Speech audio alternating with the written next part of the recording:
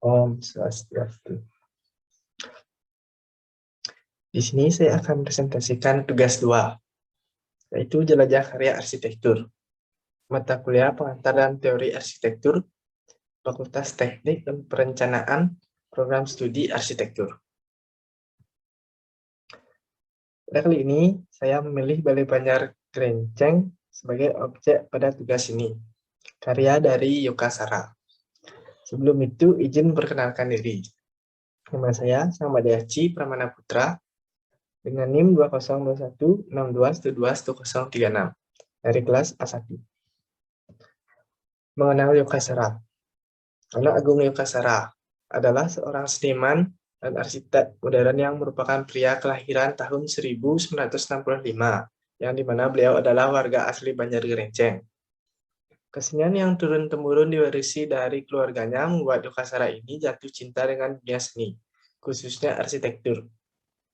Yoka Sara selalu membuat rancangannya terasa hidup dan berenergi. Proyek-proyek Yoka Sara memberi kosakata baru pada dunia arsitektur, karena ia berani memecahkan belenggu teknik arsitektur yang kaku menjadi seni pertunjukan yang mengalir dan ekspresif. Hal remeh-temeh sehari-hari bisa ia jadikan inspirasi berkarya. Misalnya, dari sekumpulan tusuk gigi dan helaian daun disusunnya menjadi maket miniatur untuk Diamond Beach Hotel. Dalam setiap karya Yoka Sara, beliau berangkat dari sebuah konsep, yaitu harmonisasi. Harmoni dalam setiap karya itu didasarkan pada ajaran agama Hindu, yaitu Trihitakarana, hubungan harmonis antara Tuhan, manusia, dan alam. Selanjutnya, Balai Banjar Gerenceng. Balai Banjar Gerenceng adalah ruang pertemuan tradisional warga Banjar Gerenceng dengan suasana kota yang padat.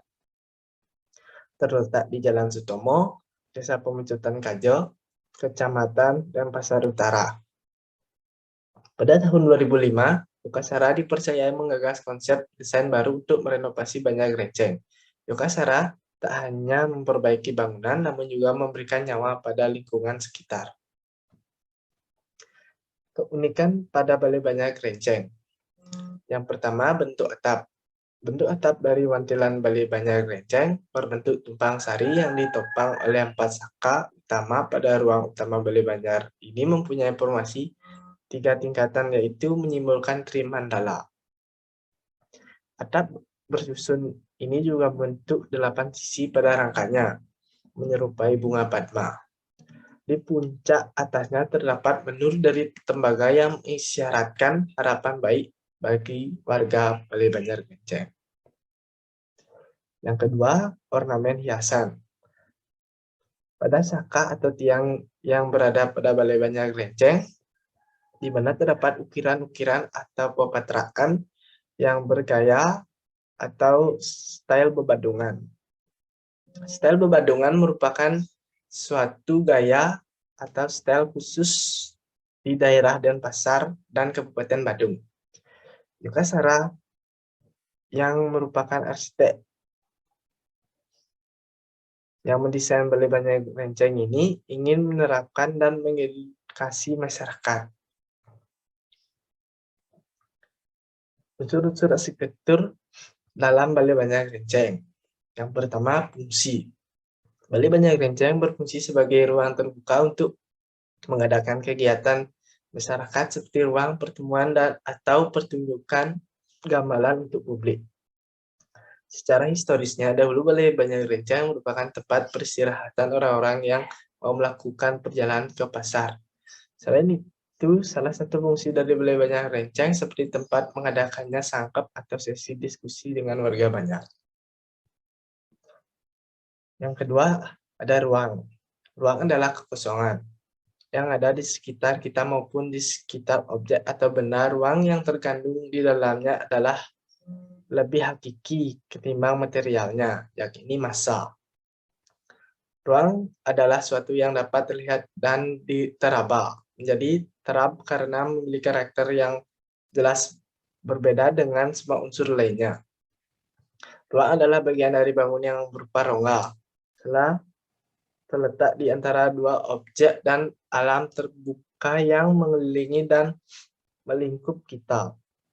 Pada Banjarnegara terdapat ruang publik yang berbentuk persegi, yang dimana digunakan sebagai tempat untuk kegiatan masyarakat Banjar.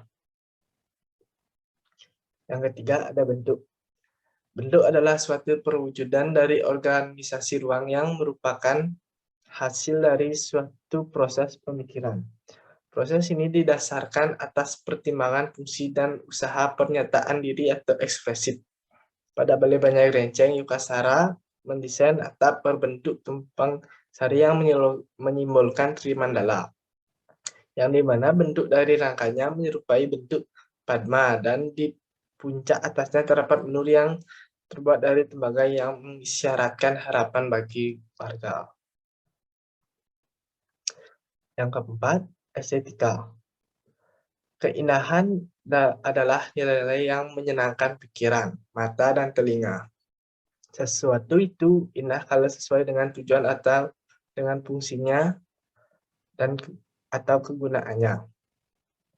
Begitu dengan filosofi dari Balai Banjarnegara, tetap dipertahankan sesuai fungsinya, yang dimana Yukasara memahami apa yang boleh diubah dan tidak boleh diubah. Dari situ terbentuklah Balai Banjar yang sangat indah, yang salah satunya terlihat dari atap dan saka yang terlihat unik.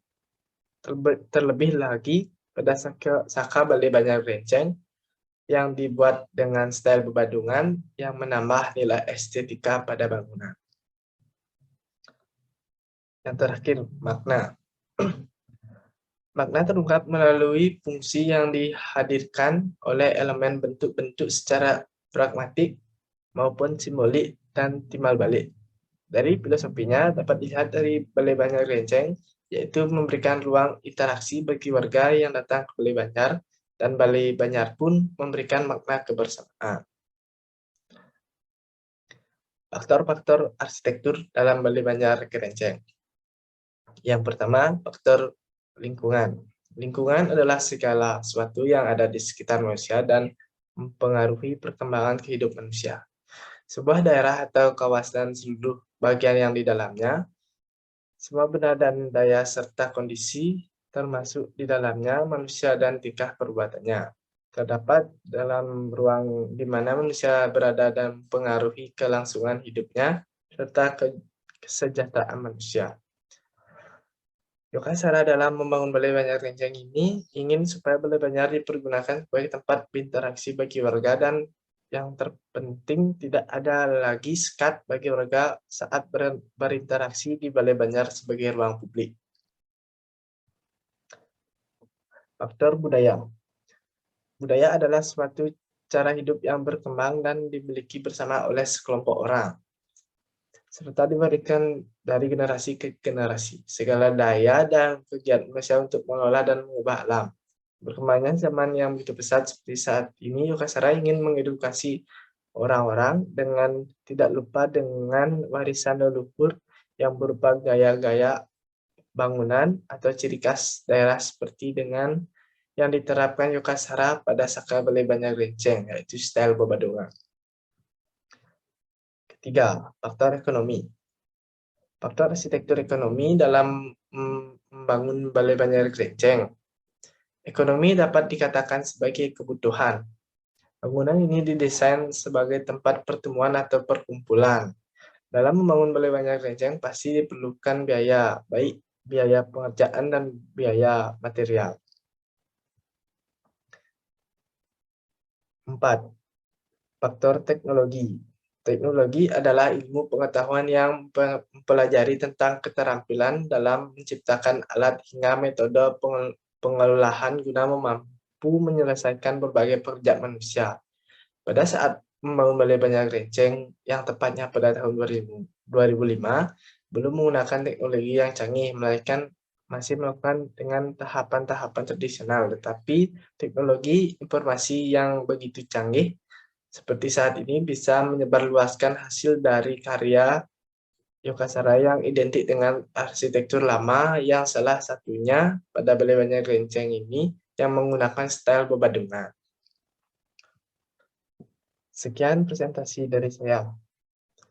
Mungkin ada salah kata, mohon maaf. Terima kasih. Oh, Santi, Santi, Santi.